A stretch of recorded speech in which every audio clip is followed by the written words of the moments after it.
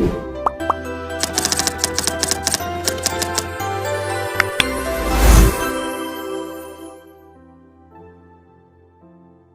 rekan-rekan muda, bagaimana kabar kalian semua? Sungguh luar biasa, kita semua masih bisa menikmati hari baru ini dengan penuh rasa syukur. Rekan-rekan, menjadi seorang mahasiswa pasti dianggap sebagai sesuatu yang sangat membanggakan. Karena biasanya mahasiswa memiliki pola pikir yang lebih maju, berpendidikan, dan berprestasi.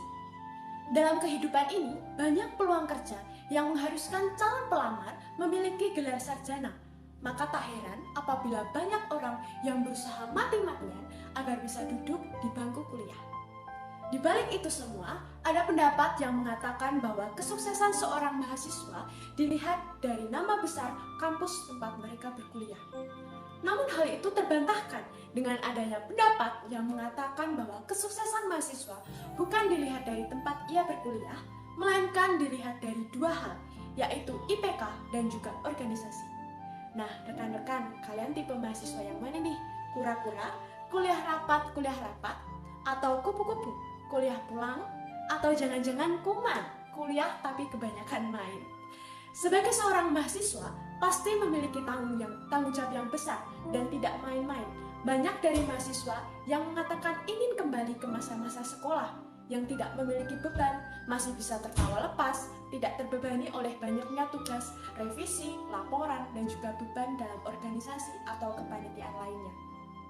Banyak tekanan yang dirasakan oleh mahasiswa, salah satunya ketidakjelasan akan kelulusan. Konon katanya, semakin tinggi semesternya, semakin tinggi pula tingkat stres yang dirasakan oleh mahasiswa. Jika digambarkan, situasi mahasiswa ini bisa dikatakan dengan istilah mental breakdown. Tuntutan-tuntutan yang diberikan kepada mahasiswa seakan membuat mahasiswa seperti dibelenggu oleh berbagai tanggung jawab yang membebani mereka. Selain itu, mahasiswa pasti juga terbebani dengan ekspektasi tinggi dari keluarganya yang menginginkan untuk dapat lulus dengan tepat waktu dan dengan IPK tinggi. Belum lagi bagi mahasiswa yang merantau, mereka juga dituntut untuk bisa bertahan hidup di tanah rantauan. Menurut Berzelli dan juga Ifdil pada tahun 2017, mendefinisikan stres yaitu tekanan yang diakibatkan oleh adanya ketidaksesuaian antara situasi yang diinginkan dengan harapan, di mana terdapat ketimpangan antara tuntutan dari lingkungan dengan kemampuan individu untuk memenuhinya, yang berpotensi dapat membahayakan, mengancam, ataupun mengganggu individu. Mahasiswa mengalami keputusasaan dalam hidupnya. Hidupnya menjadi tidak berwarna, suram, dan dipenuhi dengan kesedihan. Tidak tahu lagi harus berbuat apa untuk menjalani kehidupan yang penuh tekanan ini.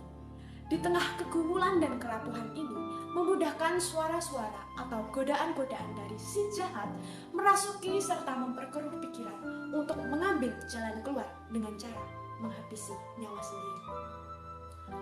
Nah rekan-rekan, sekarang mari kita melihat kitab Ayub bab 7 ayat 1-21 yang berjudul Hidup Itu Berat. Dalam bacaan ini, Ayub meluapkan dengan kata-kata yang begitu memilukan mengenai persoalan kehidupan yang ia rasakan. Dengan menggunakan bahasa puitis yang dalam, kata-kata Ayub memperlihatkan betapa putus asanya dia dalam menjalani kehidupan yang sesak ini. Karena saking beratnya beban yang ia rasakan. Ayub merasa selalu diawasi oleh seorang penjaga. Bisa kita lihat pada ayat 12. Apakah aku ini laut atau naga sehingga engkau menempatkan penjaga terhadap aku? Ketika Ayub menginginkan sebuah ketenangan dan beristirahat sejenak untuk tidur, Ayub tiba-tiba dikagetkan oleh mimpinya. Pada ayat 13-14, apabila aku berpikir, tempat tidurku akan memberi aku penghiburan, dan tempat pembaringanku akan meringankan keluh kesahku, maka engkau mengartikan aku dengan impian, dan mengejutkan aku dengan khayalan. Rasa bosan dalam kehidupan yang selalu penuh persoalan, membuat Ayub tidak mau untuk hidup selama-lamanya.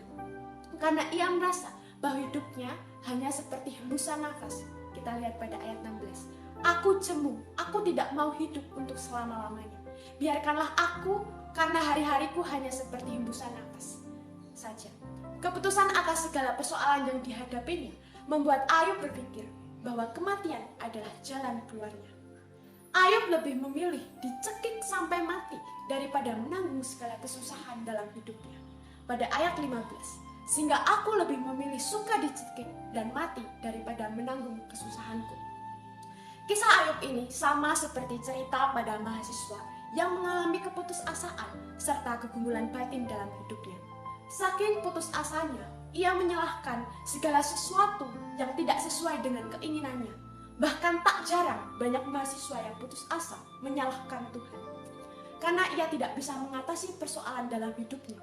Pada akhirnya, dengan mengakhiri nyawa merupakan jalan yang terbaik yang dipikirkan mereka. Hidup itu merupakan sebuah misteri.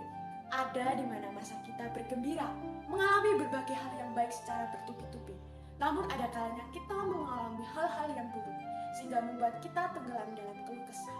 Namun jika kita membaca terus kitab Ayub, pada akhirnya ia dipulihkan setelah ia menyesal dan berkata benar tentang Sang Pencipta. Mungkin dalam kehidupan, kita ada masa di mana kita merasakan penderitaan seperti Ayub, ketidakadilan, kehilangan, sakit, penyakit, dan persoalan bertubi-tubi menimpa kita. Sehingga untuk menelan ludah pun kita merasa tak sempat. Pandanglah Tuhan dengan ucapan kebenaran firman-Nya. Sesungguhnya Tuhan mengerti persoalan kita. Dia peduli akan kesulitan kita. Dia juga yang akan memberikan jalan keluar bagi kita. Bersyukurlah dalam segala keadaan, karena segala yang kita alami adalah untuk membuat kita semakin mengenal Sang Pencipta. Buktikan kepada dunia bahwa apapun penderitaan yang kita alami, apapun kesusahan yang kita rasakan sebagai mahasiswa, kita mampu melewatinya. Kita menjadi seorang pemenang. Salam orang muda, mari tetap bernafas meski